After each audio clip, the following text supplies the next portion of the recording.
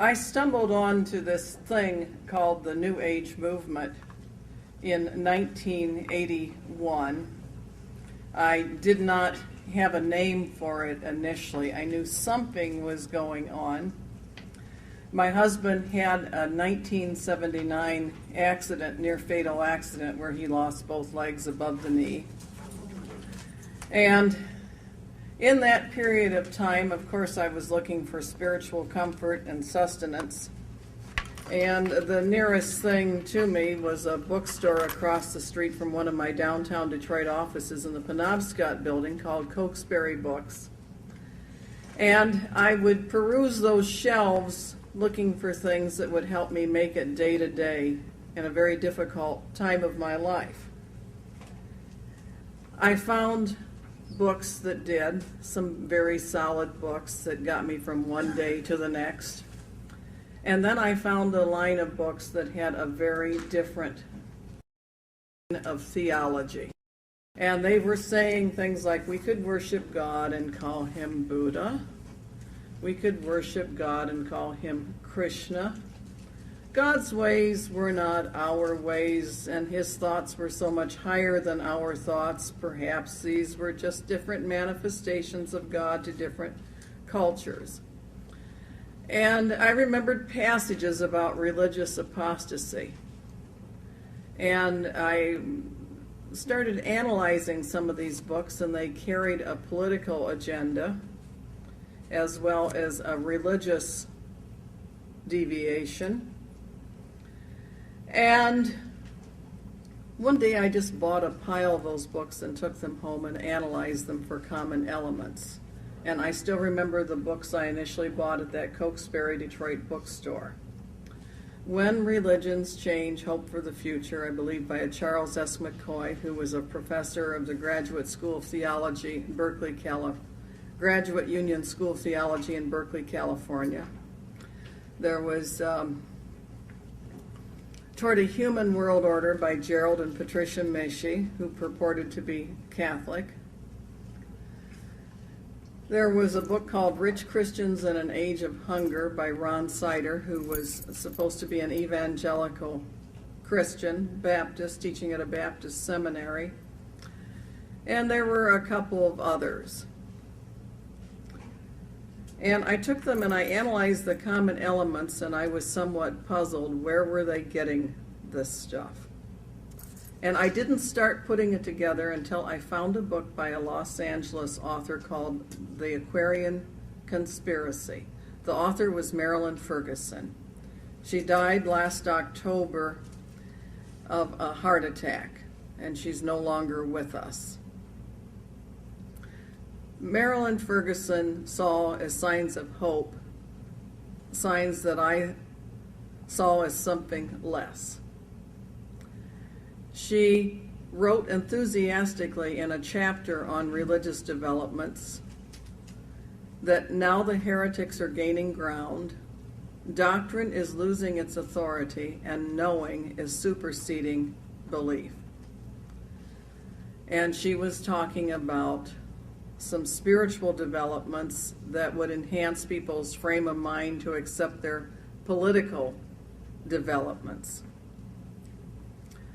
She quoted from a book called The Aquarian Gospel of Jesus the Christ, which I tracked down the next day at the same Methodist bookstore. And analyzing that book, I found some real surprises. I discovered that Jesus had studied at the feet of pagan masters, and so did his cousin John the Baptist. And the book was written in very clever English, biblical style English, very similar to the English that appears in both the King James Bible and the Douay-Rheims Bible. If you didn't know the real thing, it could have been a convincer. And the Aquarian masters sitting in council in the preface to this book had given the answer to some universal questions. Was Jesus always the Christ? Well, their answer was no. Jesus was not always the Christ. Edward wasn't always the king. Lincoln wasn't always the president. Jesus was not always the Christ. He had earned the degree Christ by a life of strenuous service and equipping himself to receive the Christ consciousness. Well, just who were these Aquarian masters sitting in conference? And I remembered some scriptural passages that in the last days some shall depart from the faith and give heed to seducing spirits and doctrines of devils. And I started suspecting that maybe this age of Aquarius was not about a time of peace, light, and love. It might be of a time that was somewhat less pleasant for those of us who did adhere to the faith. I got over to chapter 14 of that Aquarian gospel, and John the Baptist was having a conversation with his pagan mentor. And he said, these books are so wonderful, these precepts are so sublime, the Bhagavad, the Upanishads. Why do we have need of any further revelation? So his pagan master explained to him, he said that whenever mankind entered certain phases of his development, he would need some help to take him across those rocky shoals. And that the Hebrew Bible with its Psalms and Proverbs in its proper place had been given for that purpose. Said, but now the day star from on high begins to shine, and Jesus is the flesh-made messenger to bring this light to man. Didn't stop there. Then went on and said, but in the ages yet to come, man will attain to greater heights, and greater lights will be needed and sent. And I wrote in my margin a neat trick. It said, and finally at last, a mighty master soul will come to earth to light the way to the throne of perfect man. I have to add that the Omen series was running on television just about that time. And you felt like ducking into the nearest church daily for spiritual protection from what they were talking about. Marilyn Ferguson described a political social movement that was big, and she at one point referred to it as the movement that has no name. She said that people that were into this thing communicated with each other with code words and signals, and that if they ran into any hint of opposition, they would quickly clam up because their ideas had been too easily misunderstood in the past with things like the Crusades against the Albigensians, the putting down of witchcraft in Europe, so on and so forth. Well, I had to learn more about it, and I had studied in analyzing these books a common vocabulary, which I assumed were buzzwords. I assumed correctly. Things were done holistically. We didn't live on Earth. We lived on this very crowded planet called Spaceship Earth, and a tiny little global village. We all had to undergo this mysterious transformation, which was basically going into an altered state and getting possessed. I don't know how more bluntly to put it. Because the planet was just too small, too crowded for our formerly divisive religious beliefs. I had to get to the bottom of this.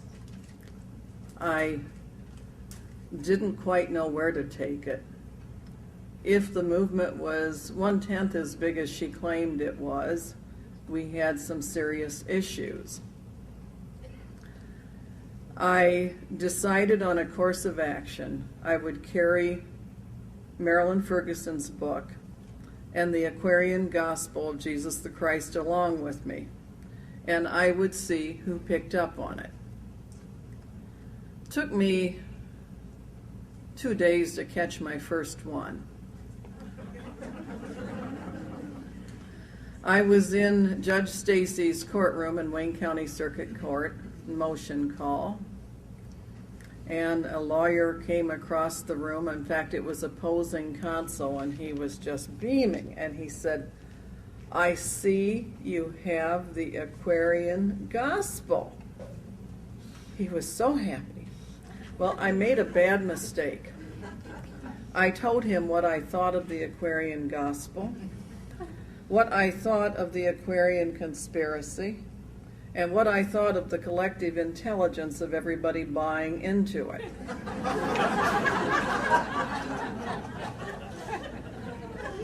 His face fell, and he said, "Well, that's my wife's thing. I don't know very much about it."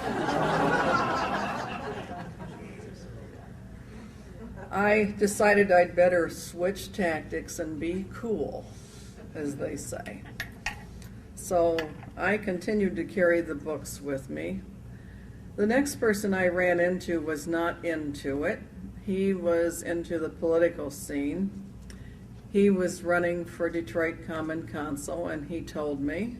And frankly, after I found this stuff, I could care less about anybody's political campaign. It made everything I was doing with the National Association of Women Lawyers look inconsequential. It made everything that was going on in the political world look inconsequential. Back in those days, I knew just about every important politician in the state of Michigan on a first-name basis. And suddenly, what we were doing there looked trivial to me. And anyway, this person approached me on the street, said, "Hi, Connie," and then said he was thinking of running for Detroit Common Council. And of course, I gave him some encouragement, polite encouragement, and said, "Let me know if there's anything I can do." And it was probably insincere because I did not have anybody's political campaign on my mind. I was being polite. A couple weeks later, I get a telephone call, and he was going to run, and he was going to have a coming out party, and he would and his wife would love for me to join them the evening before he filed. And I said, "Fine, I'll try to make it." I was on my way to a church service. I wanted to curl up under that altar again so I could escape these evil currents that were obviously taking place. And on my way down the freeway, I had this thought, maybe you should go to that party. Somebody's likely to be there who knows about it. If they're not at that party, it's not big enough to worry about. Because he was a great guy, but boy did he attract the eccentrics. And so I went to the party and I walked in. And he introduced his campaign manager, who was a woman he personally had introduced me to 14 years earlier. And it was a woman I had had a strange conversation with when my husband was being released from the hospital. And she said, she told the crowd addressing them, she said, "When you see Al, you are to visualize him in the councilman's chair. In your mind, he is already to be councilman." She said, "And through your act of visualization, you will gain the cooperation of the higher powers of the universe, who will work to bring your vision into manifestation." And my mind is clicking, visualization, guided imagery, and then my mind went back to the last conversation I had had with her when I had seen her in April 1980, as my husband was coming out of the hospital after a 6-month stay. And I remember we were in the Penobscot building with my then young assistant lawyer, and she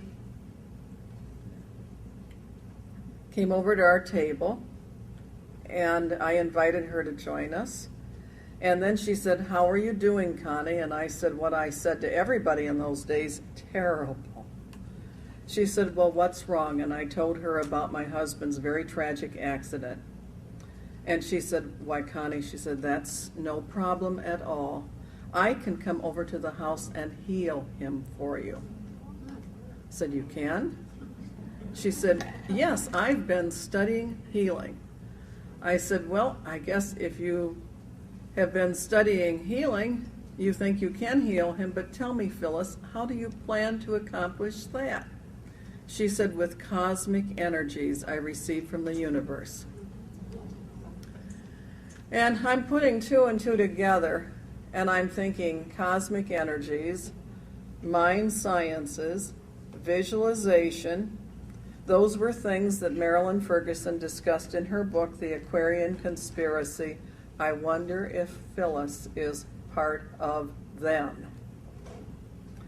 And so I had this idea that I should engage her in conversation about it, and I approached her when the party broke up, and I said, Phyllis, I heard you mention the mind sciences. She said, yes. I said, you know, years ago I read a book by a plastic surgeon named Matthew Maltz called Psycho-Cybernetics.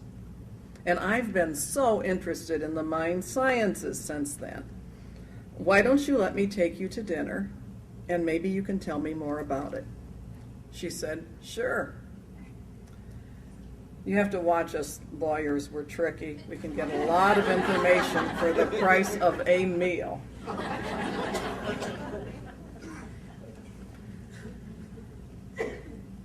We headed to a delicatessen, and she was very careful to order the red zinger teas. She'd lost 20 pounds. She looked gorgeous. I'd found them.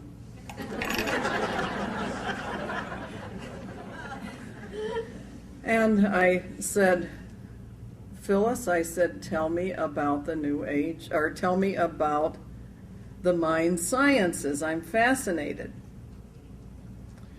And she said, it's called the New Age movement. I don't know if you've heard of it or not. That was the first time I had heard those three words, New Age movement, together.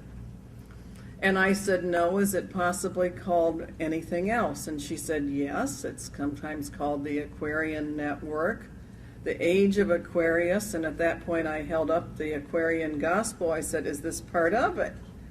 And she just beamed. She said, why, yes, it certainly is.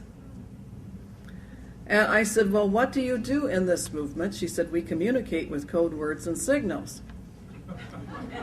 Well, I wasn't ready for that much that fast, but I said, Phyllis, I've been studying on my own the very best I could without a good teacher like you to help me. Now, so help me, I did not know, I swear I did not know that they had a slogan in their movement saying, when the pupil is ready, the master will appear.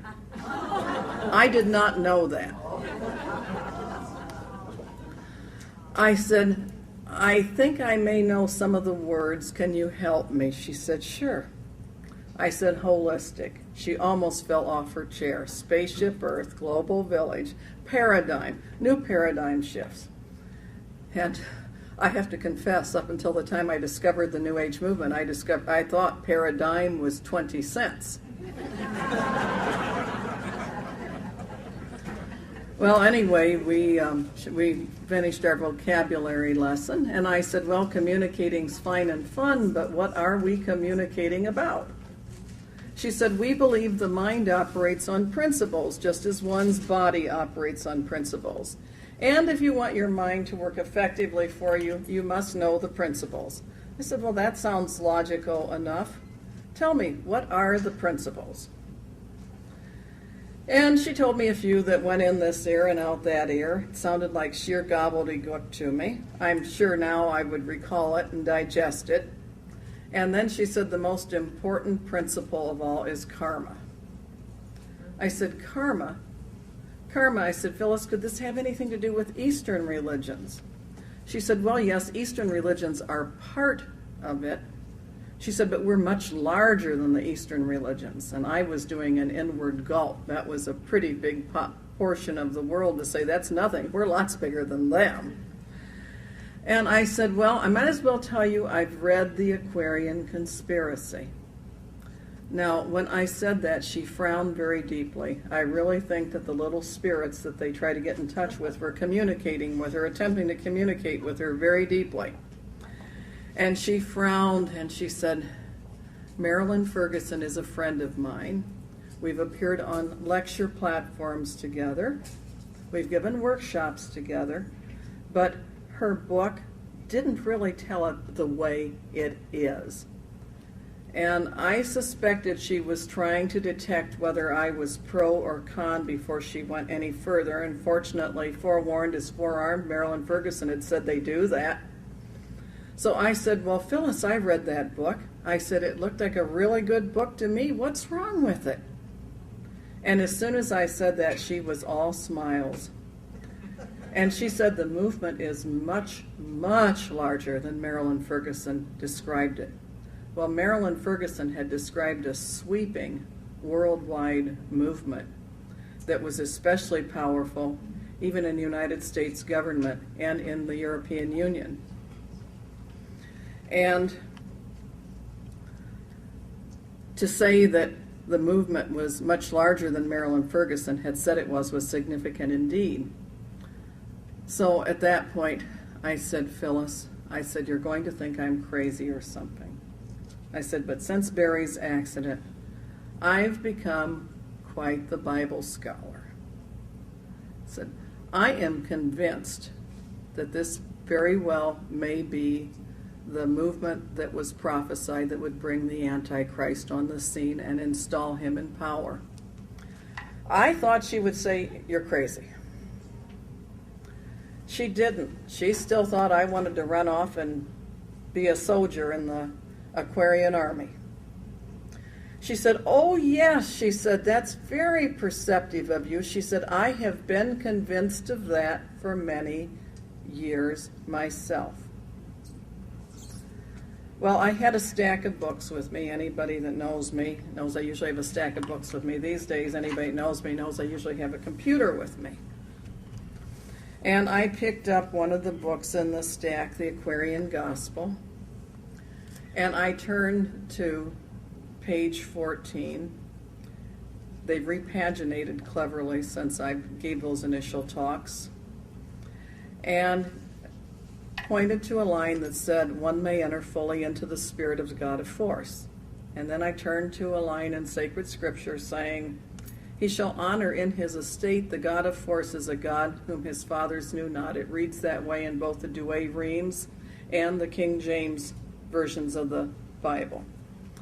And she said, you saw it. You saw it. She said, that's such an important point, and most esotericists fail to grasp it immediately. I could have taken over the Theosophical Society. She said, also you must remember that in the New Age movement and at Unity, we believe that Jesus and the Christ are two separate entities. The Christ is an office, not a man. Well, I just instinctively quoted a passage from Scripture to her, who is a liar, but he that denies Jesus is the Christ. He is Antichrist that denieth the Father and the Son. Well, suddenly she had two New Age mystic crystal revelations. A, Constance Cumbey did not wish to run off and join the age of Aquarius. And B, she, Phyllis, had told Constance far too much. So she started backtracking. And she said, you know, Connie, she said, it's very difficult for me to talk with you. I have received a vision of light. She said, you should pray for wisdom that God would show you the hidden meaning of these scripture passages. Now, there is strong admonitions in Scripture when Satan appears to you, he will appear as an angel of light. And these folks all think they're seeing lots and lots of light. And Phyllis, I said, have you read the Scriptures for yourself? She said, no, I very carefully avoided doing that because it might tend to confuse me. I said, well, let me tell you something. I said, I have. I didn't find all that contradictory stuff in there. I said, matter of fact, the further I read, the more I nodded in agreement. I said, I said, there were a couple things. I might like to talk to St. Paul about one of these days. But I said, they're not important. And she started laughing, and she said, my father was a minister. I know what you mean. And our food arrived. And I'll tell you, I can keep my priorities straight. I was not going to let the devil, the Antichrist, all the forces of hell interfere with a good meal. I was happily biting into my food, and I looked across the table, and Phyllis was not happy. And she was angrily gritting her teeth. And she was saying, it's not right. It simply is not right. That book is too misleading. It shouldn't be allowed. I said, what's that, Phyllis? And she almost spit it out. It was like a scene almost out of one of the movies about The Exorcist. She said, the Bible! I said, why on earth would you say something like that? And again, she almost spit it out. She said, the Antichrist is not the negative thing the Bible's made him out to be. I said, well, Phyllis, I said, I like you very much. Please don't get caught on the wrong side of this issue. And she gave me a common New Age line. She said, there are no sides. Well, armed with New Age movement, I knew better what to investigate. And my son handed me a paper one day talking about a bookstore, a local bookstore called Mayflower Books. And he said, Mom, this looks like what you were talking about. They said they were a metaphysical clubhouse of sorts. I said, sure does. After I closed my office that particular Friday afternoon, I headed over to that bookstore. I walked in, and the store manager said, we're closing. I said, well, I just need a few things. I'll pay cash for them. I said, I drove a long way to get here. My office was downtown at that point, and we lived in the Jeffersonian, way on the east side. I said, do you have anything on the New Age movement? And he looked at me like I was crazy, and he said, lady, the whole darn store. I said, do you have anything on Findhorn? I had found a book at a Sears Health Food rack about the Findhorn Foundation in Scotland, which is a very important New Age center. And he said, our Findhorn, and he corrected my pronunciation, section is right there. Our David Spangler section is right there also. So anyway, I bought several books and left and analyzed the books. It's the first time I'd heard of David Spangler. I'd back up. He was mentioned in the book on Findhorn. And David Spangler's book, which you could carry into Sunday school and not attract a lot of attention, Reflections on the Christ, had a chapter entitled Lucifer, Christ, and God. And he said that Lucifer was a great being, and that in order to enter the New Age, we would have to take a Luciferian initiation. That was the required entry point. His book, Revelation, The Birth of a New Age, said that those who didn't accept this would be released from physical embodiment and sent to another dimension other than physical incarnation where they would be happier. I picked up a book, another book I had picked up that same day was New Age Politics by Mark Satin. He had a list of 25, which was expanded to 100 New Age groups in a subsequent edition. And Mark Satin had groups ranging from Amnesty International through Zero Population Growth.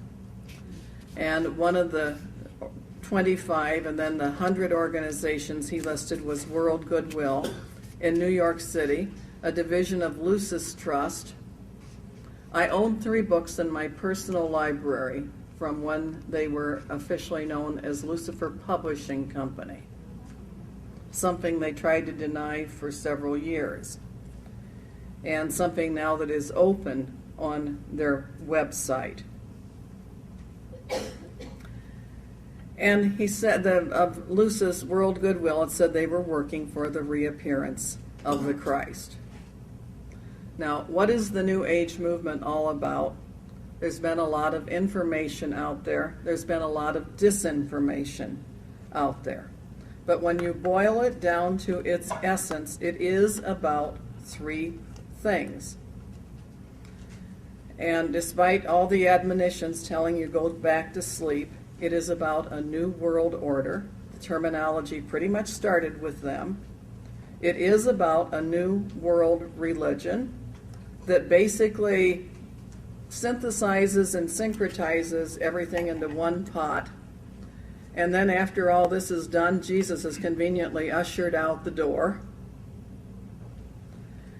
And the third thing that it is about, that they are openly talking about, is a New Age Messiah.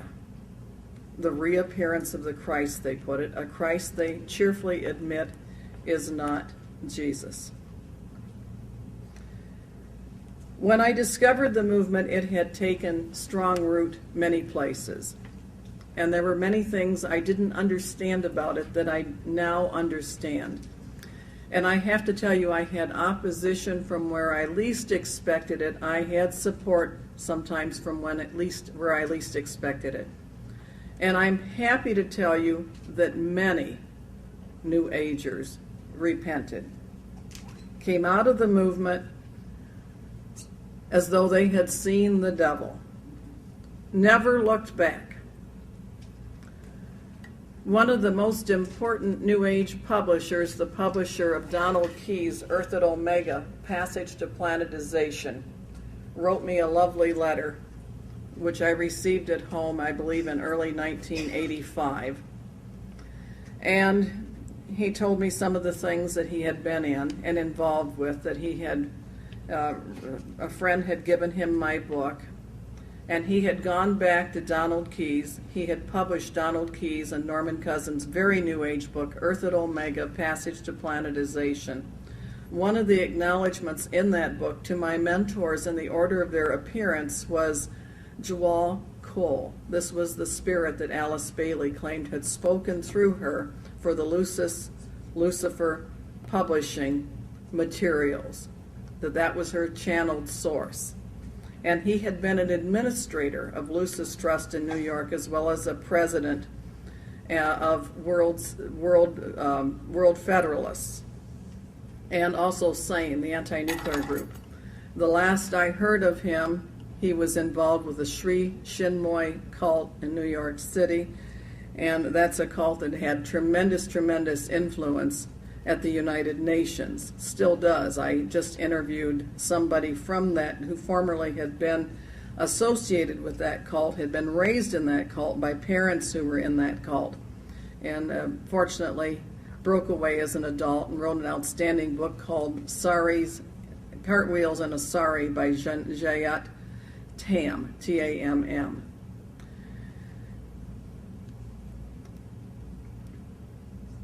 Donald Keyes had formed an organization that had a virtual world's who's who. It was called Planetary Citizens. And he had many famous people around the world as part of it. And they were holding large conferences. And one of the names that is known in Catholic circles that was active with him, very active until the end as far as I know, was Father Hesburgh from Notre Dame University, Theodore Hesburgh. Another name that popped up and was having influence, disparate influence in Catholic circles, was Matthew Fox. Now, when we discovered this stuff, Matthew Fox was riding high. The New Agers were bragging that they had compromised most religious structures to a point where they were ready to be used. In 1982, Matthew Fox was brought in by the Archdiocese of Detroit Education Department to influence all the educators here. In 1983, by the Liturgies Committee of the Archdiocese of Detroit. And I did not have the opportunity to hear him in 1982. I did hear him in 1983. And in about a week after I heard him speak in Detroit, I was in Fort Wayne, Indiana. And the New Age bookstore that inspired the title of my book, The Hidden Dangers of the Rainbow,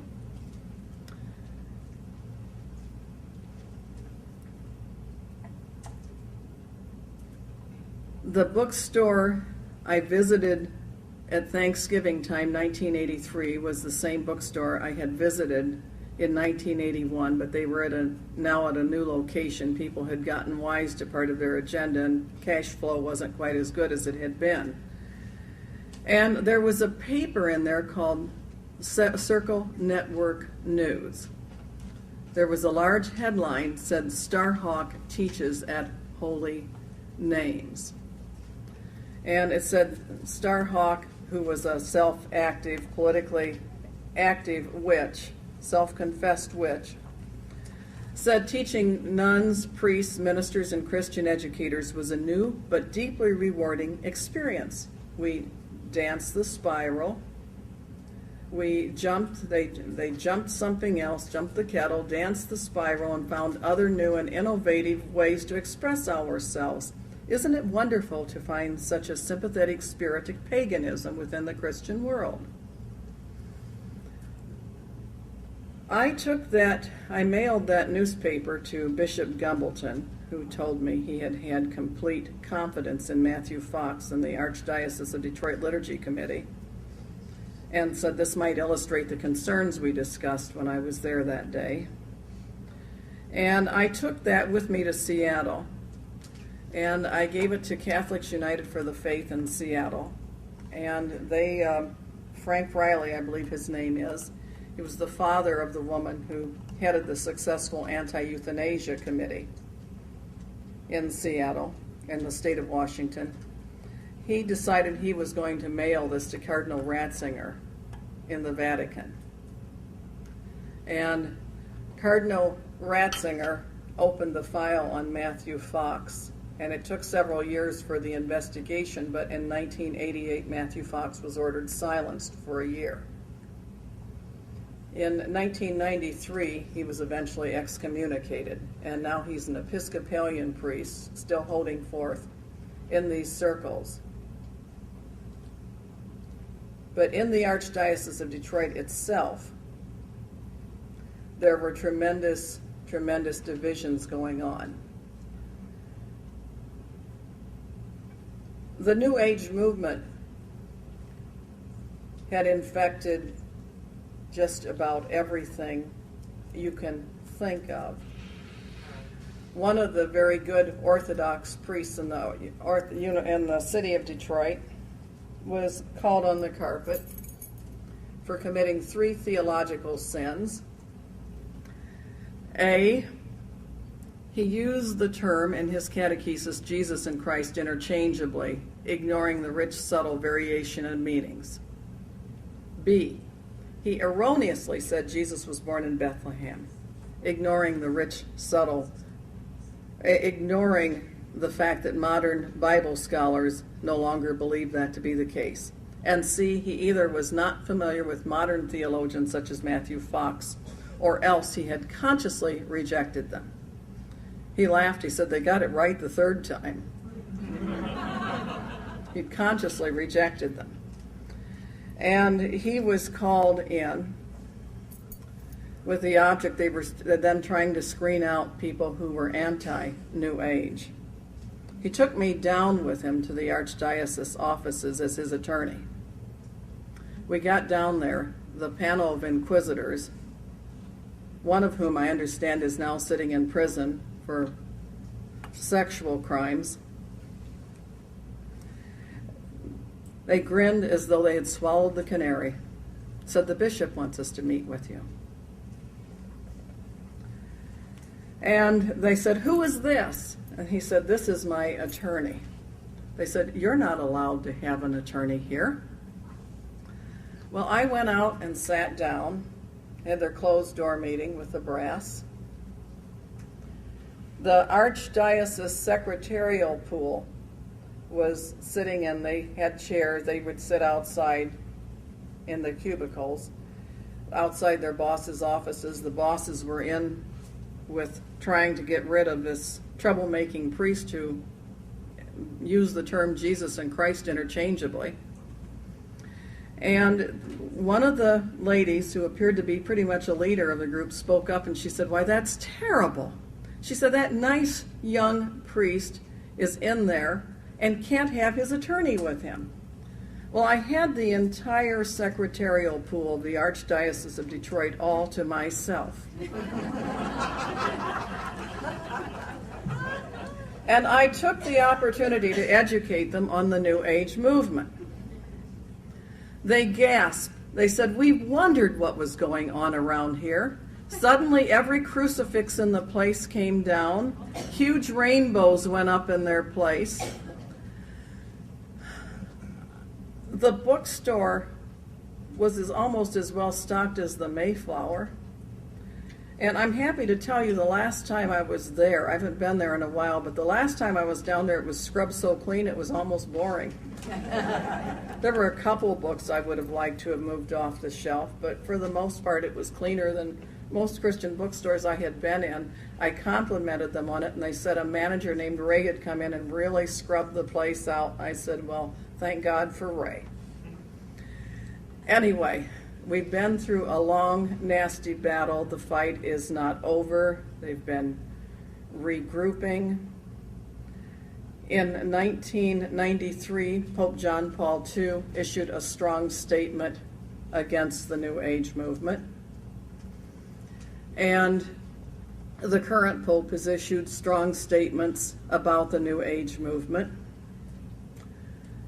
The New Agers are bragging they still have their insiders at the Vatican. And what is going down now is something called the Alliance of Civilizations. And this is very serious machinery that is being put in place by the same New Age factions. And it is organized under the auspices of the United Nations. They had the president of Spain and Turkey, Erdogan and Zapatero, officially, quote, recommend the deal, but there were some earlier sources. And they've organized it at the United Nations under a Secretary General who is a former Prime Minister of Portugal.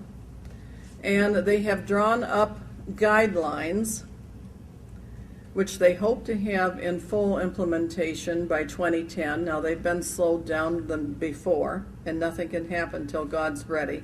But they believe that they're in a position this time. Crisis equals opportunity, and their pillars this time are global governance, a new world religion, and like Donald Keyes, the founder of Planetary Citizens, said, don't think for 1 minute you can have a world government or global governance without having a head of that global governance.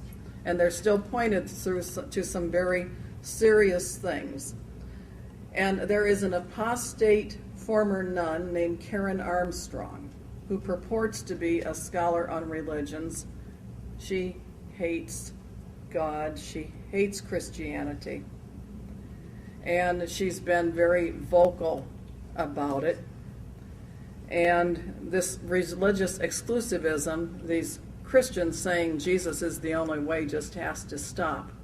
And what they have set up is a group of friends. When they say group of friends, it doesn't mean a committee of people that are for it.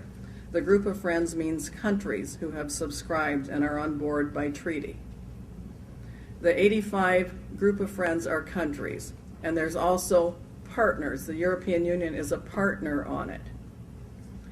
And they want to have the implementation machinery in place by 2010, and they're working frantically on it. And they'll probably be trying this until the end of time. And is there a battle out there between good and evil? You bet. You bet. And where they're headed with this thing, most seriously, is something called earth worship. And a lot of the environmental movement is pointed that way. Suddenly we have to praise, sing hymns to, and protect the earth. And our loyalty we have to thank the earth, who has been transformed into a goddess called Gaia, G-A-I-A. And that is one of the pillars, an earth charter, and that is one of the pillars of their New World religion. It's a line we dare not cross. There is a strict scriptural warning: fear God and give glory to him, for the hour of his judgment is come. Worship God who created the heaven, the earth, the sea, and the fountains of waters. The New World religion they would foist upon you, the one they would have your children singing hymns to in school, is you worship the heaven, you worship the earth, you worship the universe, you thank the universe. Remember those cosmic energies that come from the universe? You worship yourself, you worship everybody but the good Lord who created it. It's a strong dividing line, and it was a line for which there was an eternal penalty, that if anybody worshiped the beast and their image, they would suffer the everlasting wrath of God. And for me and my house, as Joshua said when he was addressing the Israelites, as for me and my house, we will serve the Lord. Thank you very much. God bless.